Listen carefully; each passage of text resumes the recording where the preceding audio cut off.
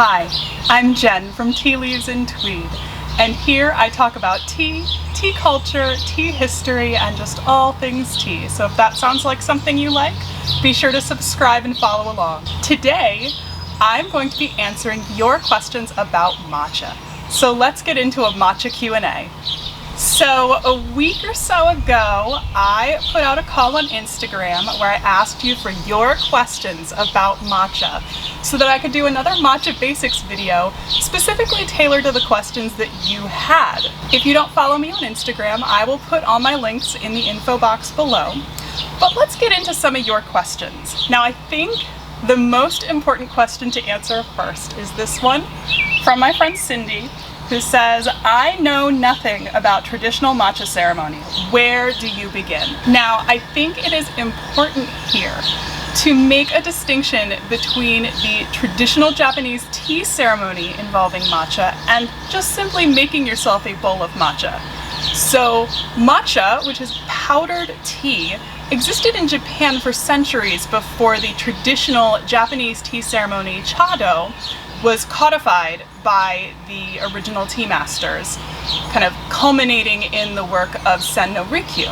Now, I'm going to talk about the history of the Japanese tea ceremony in a little bit more detail in a future historical video, and I have already talked about a little bit about the Japanese tea ceremony in my Tagami Kakusha video, which I'll link below.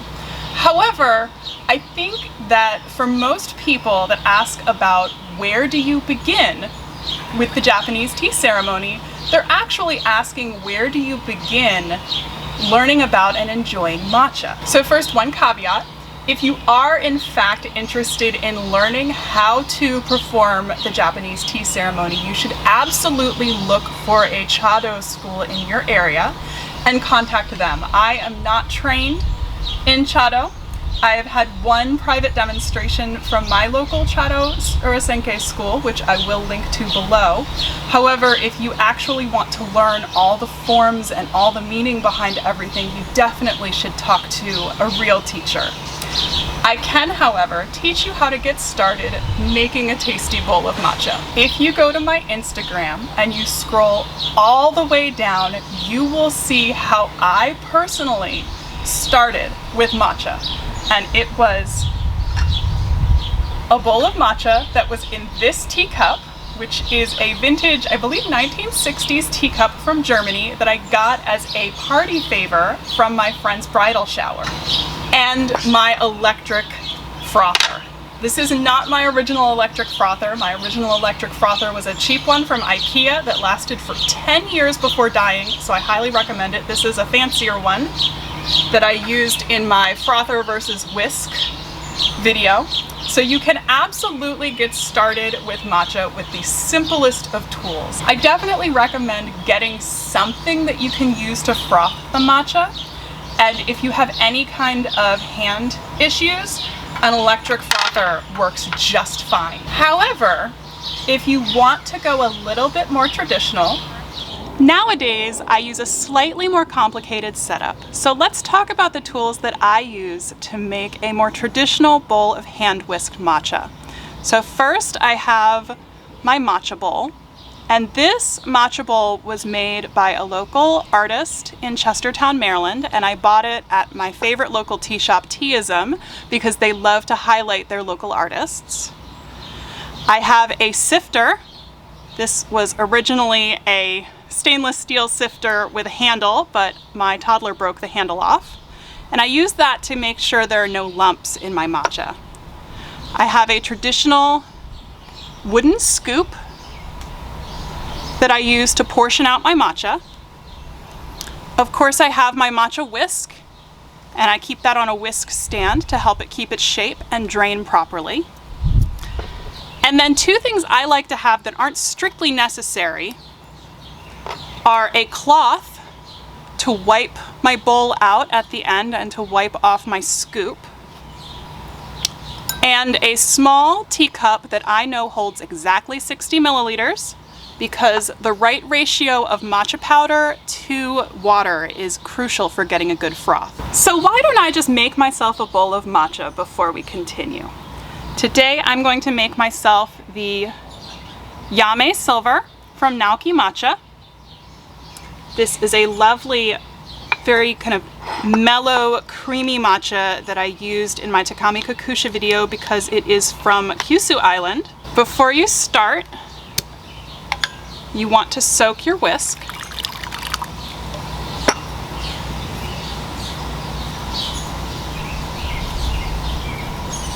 So you just want to moisten your whisk a little bit, just soften it so that when you go to whisk it, the tines are a little bit more pliable and less likely to break.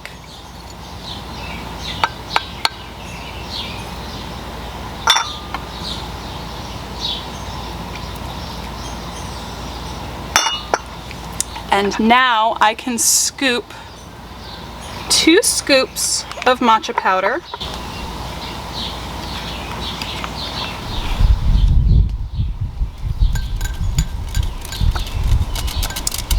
into my bowl and sift those through.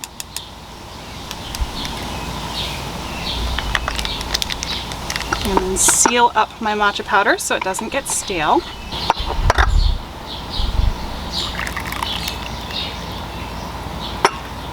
And then if you're just starting out and you're not quite sure about your skill, you can add just a little bit of water and stir it together to make a paste, and just kind of get confident that you've gotten all your matcha powder suspended a little bit, and then add the rest of your water. And when you whisk, it's kind of all in the wrist. You want to whisk it in this back and forth motion. I've heard it described as drawing like the letter M over and over again. And you don't want to push too hard into the bottom of the bowl. You mostly just want to get the top of it to get that air whipped in.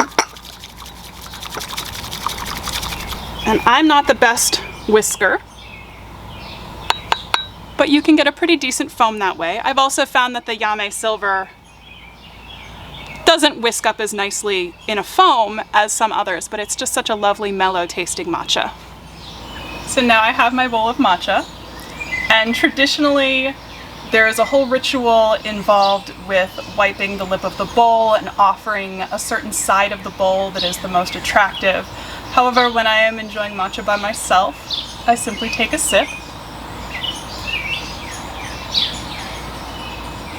Oh, this is a beautiful, mellow, not quite sweet, but not as powerfully bitter and umami as some matchas tend to be. I really like it as a matcha that I drink by itself. So traditionally, matcha would have been consumed with either a meal or at least a sweet treat to kind of contrast with the bitterness and the power of the matcha.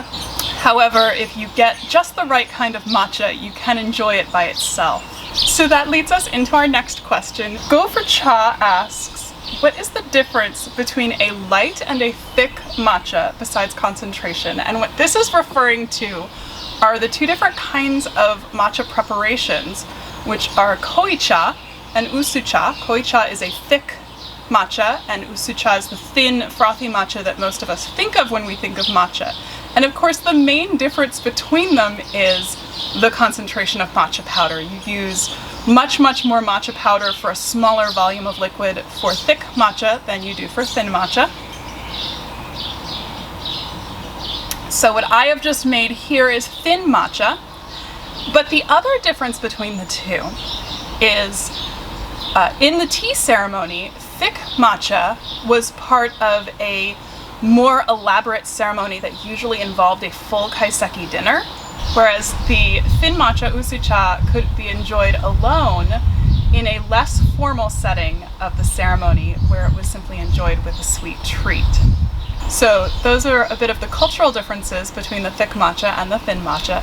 And the thick matcha has a much more powerful matcha flavor. So yes, it is a more concentrated matcha, so you would expect it to taste stronger. However, it brings out more of the flavors of the matcha powder, and generally speaking, there are powders that are sold as being appropriate for thick matcha as well as thin matcha, or mostly only appropriate for thin matcha itself. And I really like the way Ippodo Tea Company in particular kind of categorizes them on their website to give you an idea of which matchas you should be trying for different types of preparations. So the next question is it true that matcha is healthy? So Isa asked me this question. So this is a fascinating question because there has actually been a fair amount of research done about many health conditions that can be affected by the consumption of green tea and of matcha in particular. And the one study that lots of people like to cite, which I'll link below, shows that prepared matcha can have as much as 137 times more antioxidants than brewed green tea. And this is a really interesting study because one of the concerns I have with this study is that they're comparing Japanese matcha powder from shaded tencha leaves to Chinese green tea that is not grown shaded the way tencha is. So one of the explanations for the increased antioxidant capacity is because matcha tea leaves, the tea leaves that are used to make matcha, are shaded for up to 3 weeks before they're harvested, which causes the tea to have to develop more of its own nutrients because it's not being able to photosynthesize them. This can lead it to concentrate more antioxidants in the plant. At the same time, because you are grinding the whole leaf and consuming the whole leaf instead of merely the water-soluble compounds, you can also consume more of the antioxidant found in the leaf in that way because you're not limited by diffusion rates into water. But what does all of this mean? Now, these compounds have been suggested to have all sorts of health benefits, from helping your liver to improving your memory, although it's possible that just has to do with the caffeine in the matcha. But many of these studies look at green tea extract versus matcha that is prepared and consumed in a traditional way, or there's studies in rodents, which, while this is a common step in medical research, it is not the same as a human study. So I think that there are likely some health benefits to consuming matcha. Personally, that's not why I consume it. From my own personal experience, and this is an anecdote, this is not data, this is not at all scientific. From my own personal experience, I find that matcha is more stimulating than tea, which makes sense because you do get more caffeine, but that it gives me kind of a happier and calmer buzz than something like coffee, which has been attributed to the theanine in matcha. So I drink matcha because it does make me feel good, but not particularly because I think it makes me healthier. I mostly just enjoy the taste. And I will say that if you want to enjoy matcha for the health benefits, whatever you think they may be, I still recommend finding a matcha that you enjoy drinking, because this isn't cod liver oil. We're not only drinking this for our health. It should be something that we enjoy. And one of the benefits of enjoying something is that that will reduce stress. Oh, this is a fun one because this one's a little bit embarrassing. How do you read or interpret the info on the packaging?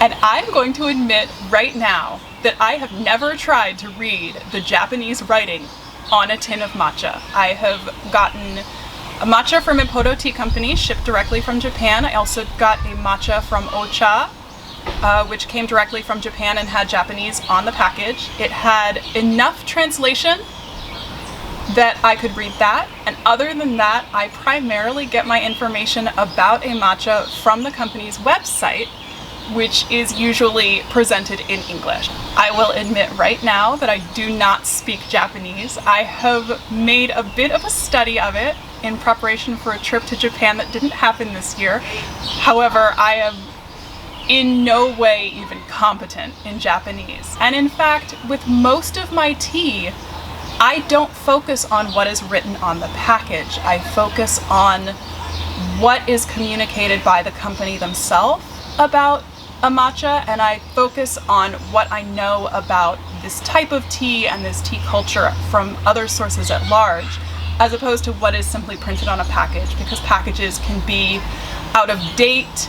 They can be printed in a way that is standardized for mass production to keep costs down, but doesn't necessarily communicate the kind of idiosyncratic nature that a lot of teas have. So I would say that I don't read the package. However, if you do want to read the Japanese writing on your package of matcha, one resource that I really enjoy when I get products from other countries is the Google Translate app, because it has a function where you can take a picture of something and highlight the text and it will try to translate it.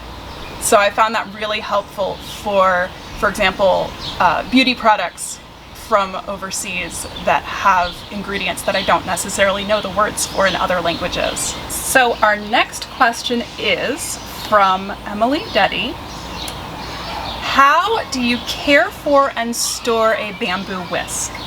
So I am almost done with my bowl of matcha. I've talked a little bit about how I prep it for its first use, and I showed you how I moisten it before I use it. So that is part of how you care for a whisk, is prepping it properly so that it's not going to be brittle and dry when you're whipping vigorously. And in order to care for my whisk after I've used it, one of the things that I do is I try to rinse it off promptly. So I'm just going to rinse my bowl out a little, and then put a little more hot water, and I just take my whisk and swish it around in the plain water.